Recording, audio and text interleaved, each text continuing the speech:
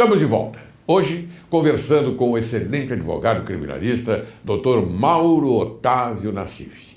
Dr. Mauro, vamos assistir o depoimento da presidente Dilma Rousseff, em que ela diz que se casos suspeitos de corrupção na Petrobras tivessem sido investigados durante o governo Fernando Henrique Cardoso, o esquema descoberto pela Lava Jato não ocorreria.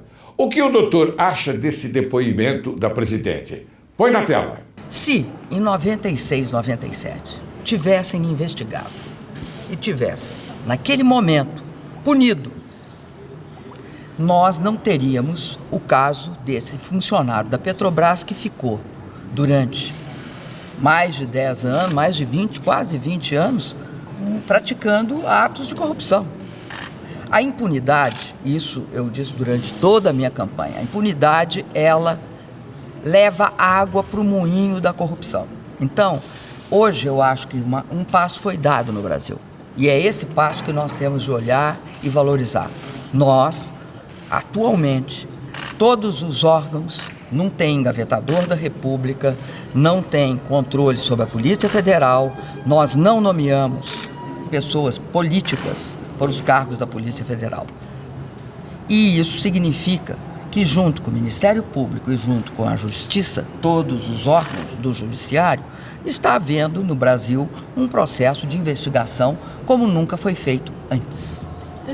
Não que antes não existia, é que antes não tinha sido investigado e descoberto. Um verdadeiro absurdo. Eu vou dar para você a minha opinião. Primeiramente, antes de falar da Dilma, que é um absurdo esse comentário dela, eu quero dizer para você o seguinte, que o Lula, quando ele foi tentar a reeleição, ele foi orientado, ele foi instado a não tentar a reeleição por causa do mensalão. Sim. Ele já estava completamente... Desgastado completamente, mas ele insistiu e ganhou legitimamente do ponto de vista aritmético. Primeiro ponto. Segundo ponto, a Dilma, ela foi eleita, indicada pelo Lula, completamente despreparada para o cargo de presidente da República. Aonde eu quero chegar é o seguinte, lembra muito a argumentação da Dilma em relação a essa questão de investigar a Petrobras na época do FHC, etc. Esse tipo de argumentação lembra muito o Collor.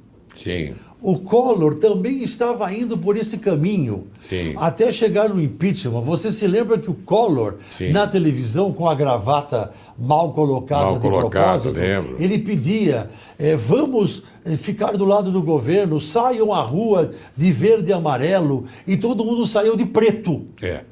A Dilma está seguindo esse caminho. Não tem nada que investigar Pedro Álvares Cabral, ou então Monteiro Lobato.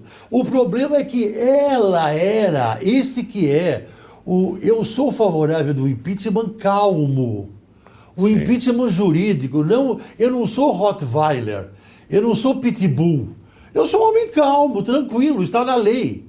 Então, o problema... Bem colocado, viu, doutor Mauro? Muito bem colocado. O problema é que ela era a presidente do Conselho Gestor da Petrobras quando foi comprada a refinaria Pasadena. A Pasadena com um prejuízo inacreditável. Então, existe base para o impeachment, isso que ela está falando.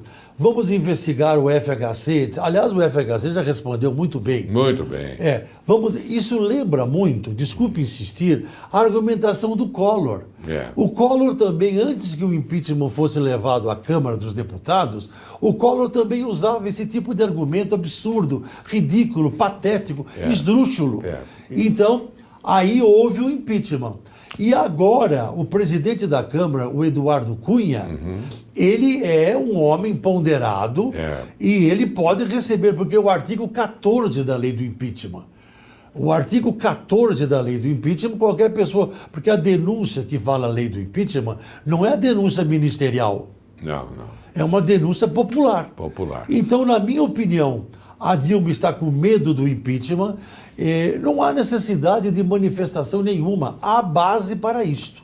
É, porque tudo que se faz, tudo que se fala aqui, caríssimo telespectador, é bom que se diga, nós temos muito respeito ao cargo ocupado pela senhora Dilma Claro, Rousseff, é democracia. porque ela é a presidente deste país. Então nós temos muito respeito.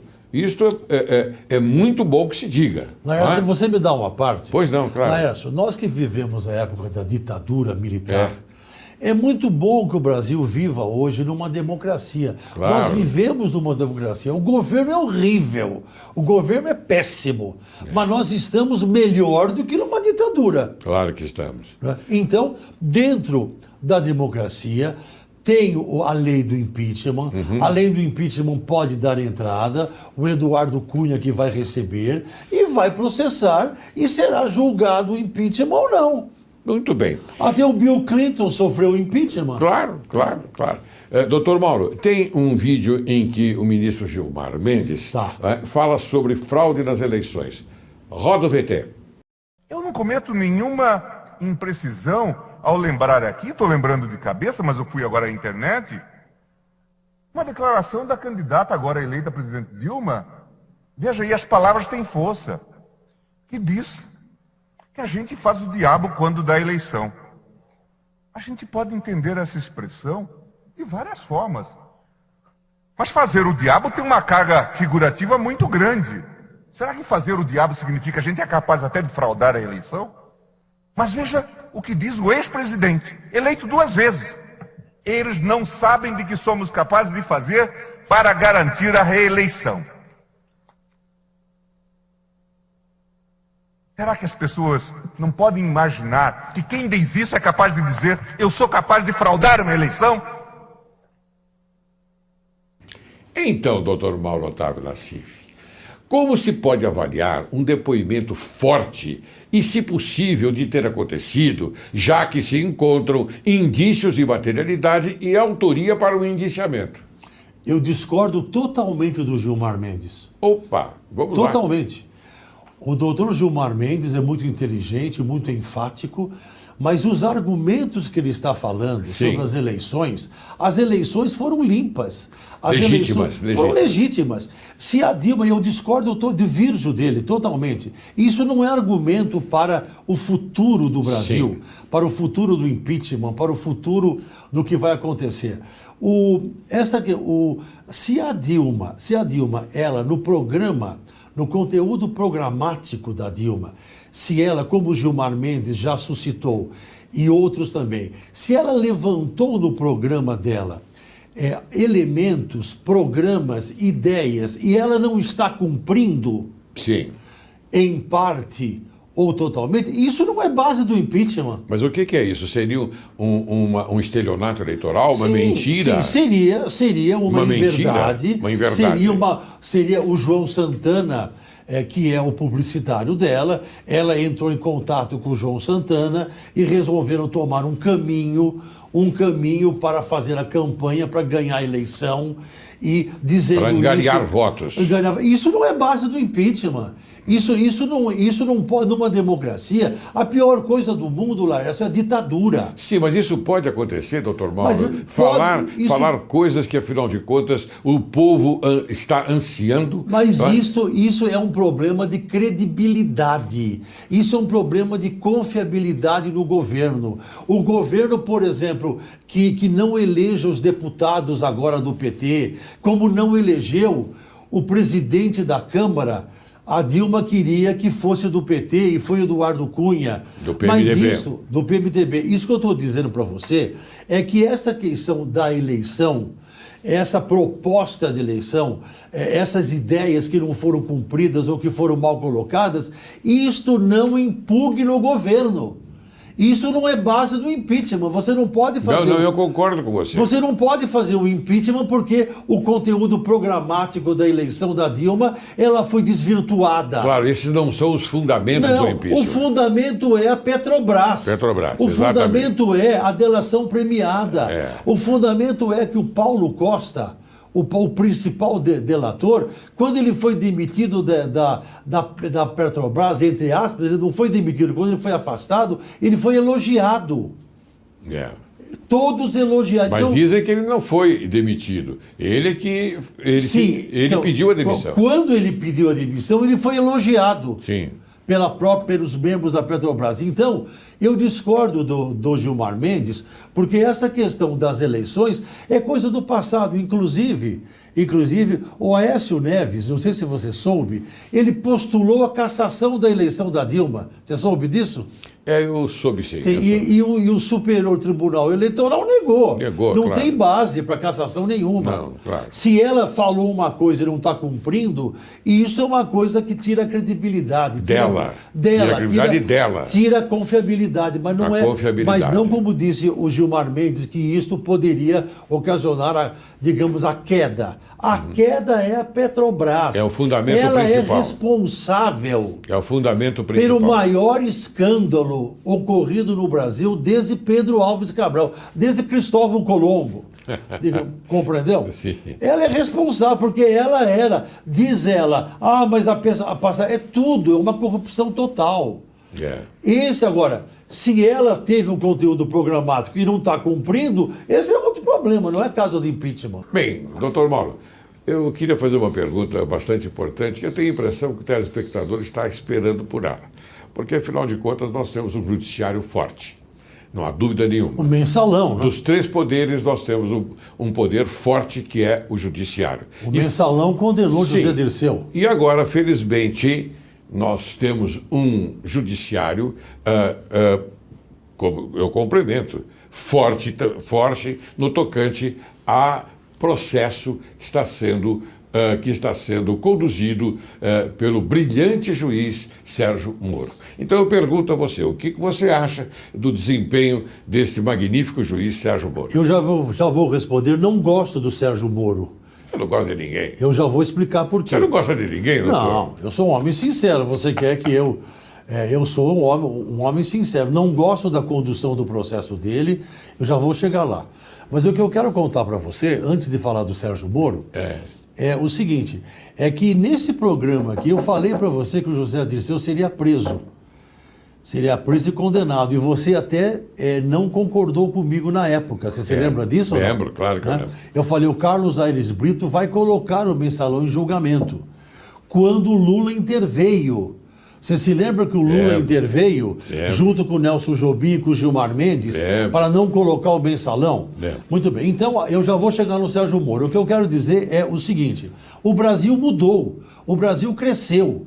O Brasil, depois do mensalão, é um outro país. O Joaquim Barbosa, apesar de eu não gostar dele também, o Joaquim Barbosa ele foi firme na condução do mensalão e os maiores nomes do PT foram condenados, o José Dirceu, o José Genuíno, o João Paulo Cunha, o tesoureiro. Então, foram condenados, cumpriram pena. Eu não concordo com o motorista de táxi que me trouxe aqui, que ele falou, mas o mensalão foi julgado, mas acontece que o José Dirceu já está livre. Não importa isso, não importa. Importa que ele foi condenado.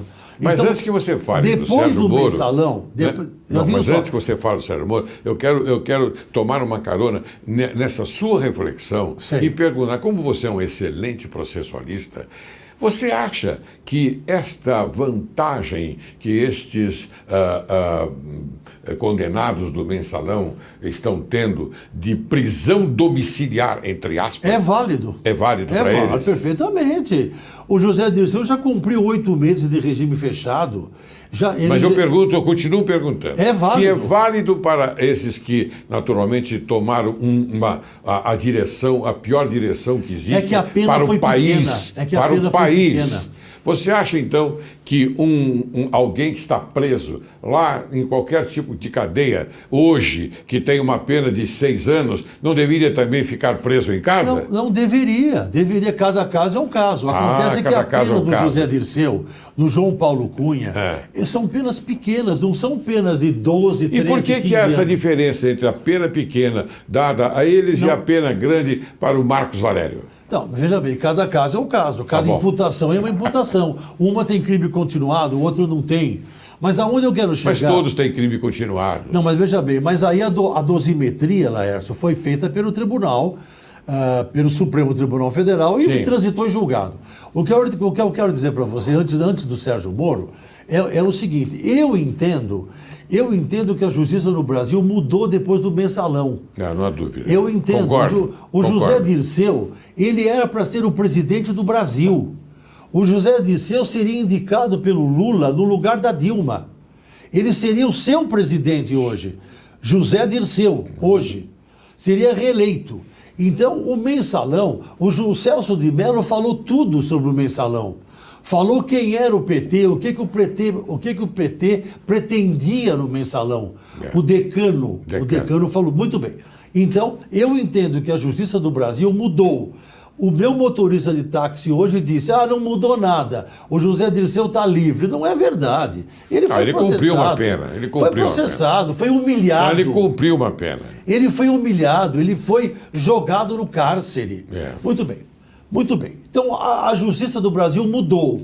Hoje, depois do mensalão, as coisas mudaram, na minha opinião. Elas se metamorfosearam completamente do ponto de vista da justiça. O Sérgio Moro é um homem honesto, correto e culto. Porém, eu não gosto da condução que ele faz do processo. Mas por quê? Ele intima os advogados por telefone, o que está fora da lei. O Tribunal Regional Federal da 4ª Região proibiu o Sérgio Moro de intimar por telefone. Ele continua intimando. Ele é muito... Você acha que esse é um ato autoritário? Acho que é autoritário, claro. A maneira de reperguntar, a maneira de fazer perguntas que o Sérgio Moro faz, eu não concordo. Eu não concordo com a maneira que ele faz as perguntas. A maneira que ele faz as perguntas tem um colorido Você acha que é indução? Acusatório. É indução? Exatamente. Os despachos dele têm colorido. E digo mais para você, na minha opinião, eu não sou advogado do caso. De nenhum réu. Eu entendo que o foro competente não é do Sérgio Moro, é do Rio de Janeiro. Sim, porque a Petrobras é no Rio de Janeiro. O foro competente não é do Paraná. Você se lembra quando... Não, mas lá é que ocorreram alguma coisa no Eu sentido de se caracterizar a competência jurisdicional. Não, eu discordo. A competência jurisdicional é do Rio de Janeiro, na minha opinião. Você se lembra do caso da Portuguesa de Desportos? Lembro, claro. Do Sidney Benetti? Onde havia aqui ou no Rio de Janeiro, o Sidney Benetti, seu colega desembargador, Sim. Ele decidiu que o foro competente seria do Rio de Janeiro. Para começar, eu entendo que o foro competente não é do Sérgio Moro, é do Rio de Janeiro. Mas aí é uma questão jurídica muito complexa. Eu não gosto da condução dele. Eu não gosto da maneira pela qual ele faz as perguntas. Mas é um magistrado sério, honesto e correto. Sim, mas há uma correlação nessa parte. Eu inclusive, eu acho que ele está adotando todas as posições possíveis e imaginárias. Inclusive, ele se abastece até na Lei 9.099/95, onde há a possibilidade de você intimar o agente por telefone. Você sabe muito bem disso. Eu sei, mas a o lei Tribunal da celeridade Federal tudo bem. Não permitiu. Tudo bem. Bom, não permitiu, mas eu acho que há possibilidade. Não é um ato de autoritarismo, não. Na minha visão. Entendi. Na minha visão. Entendi. Eu, inclusive, acho que ele está conduzindo muito bem o processo e, oxalá, ele termine com bastante sucesso, não é? Fazendo justiça. É isso que nós queremos dizer. Atualmente como o novo Joaquim Barbosa. Eu não tinha ouvido falar nisso. O Joaquim Barbosa não foi o condutor do Mensalão? Foi. Ele é o condutor do Petrolão. Sim, mas isto é uma coincidência, não é? Uma coincidência de condutores, na verdade. Mas ele para mim, ele é bastante competente e tenho certeza absoluta a sua opinião. que nós vamos chegar a um denominador comum para o bem da sociedade. Porque o que nos interessa, doutor Mauro Otávio Nassif, é a sociedade, é o Brasil, é esta nação maravilhosa que nós temos. Você me permite uma parte? Permite.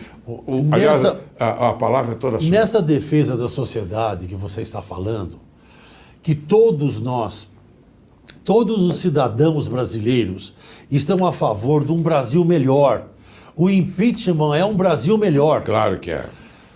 Dentro disto tudo, Laércio, dentro dessa objetividade de um Brasil melhor, da descoberta da verdade, eu sou totalmente favorável à delação. Delação premiada. A delação premiada é uma coisa maravilhosa. Ela é uma coisa maravilhosa, inclusive para o advogado. O advogado com a delação premiada, ele tem um cardápio de opções.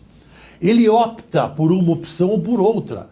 A delação premiada, que nasceu na Itália, como você sabe muito bem, a delação premiada eu sou totalmente favorável, porque ela traz para o bojo do processo informações importantes que poderão ser cruzadas com outras informações. E mais uma coisa que pouca gente sabe, é o artigo 4º da lei da delação premiada, que é a seguinte: a delação premiada é possível até depois de condenado o réu. Claro, nós sabemos disso. Você sabe disso porque é desembargador. Mas esta é a então, a delação premiada, ela não está classificada no patamar da opção. Ou em outro lugar, a não ser o quê? No judiciário. Então, mas veja bem, Laércio. É o judiciário. Você falava que a competência do judiciário. Você falava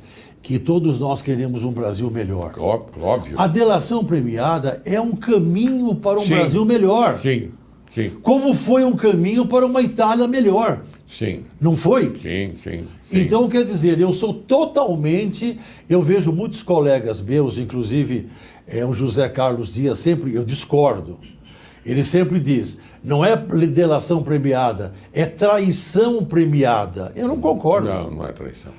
A delação premiada, ela vai no âmago da questão. Ela procura a verdade real. O objetivo é esse, procurar a verdade real. Para o bem da nação.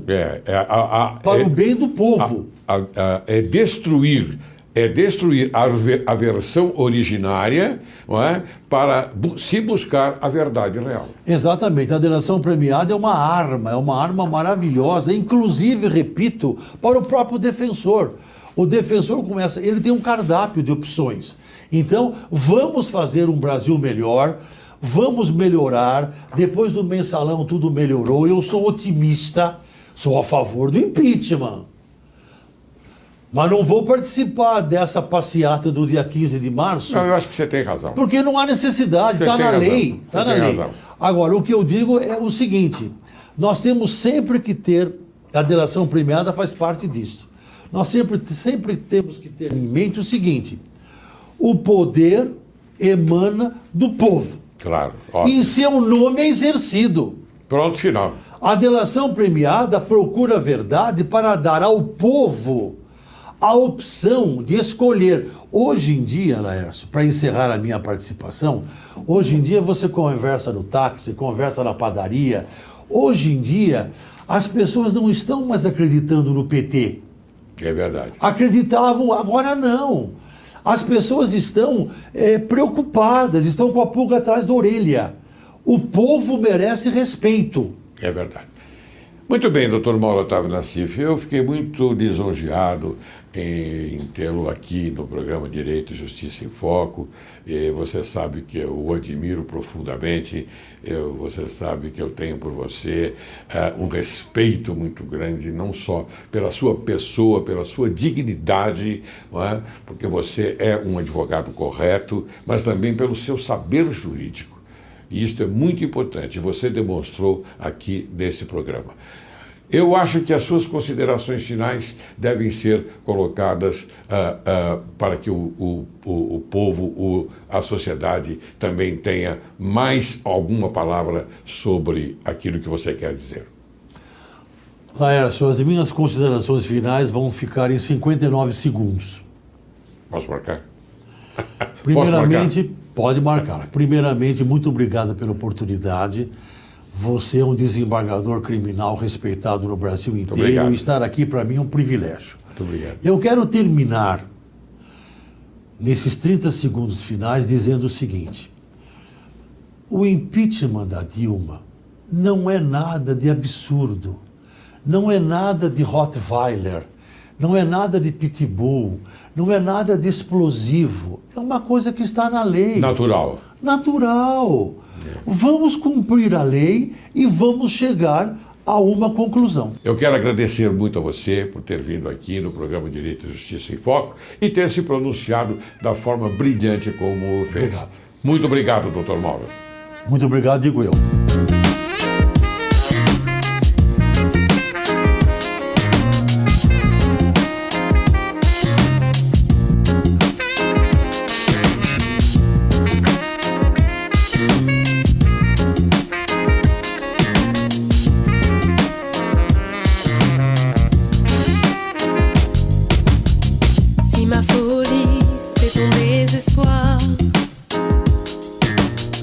Ne m'en veux pas, je n'ai pas voulu te faire de tort. Si tu savais combien mes désirs me font souffrir, ne m'en veux pas.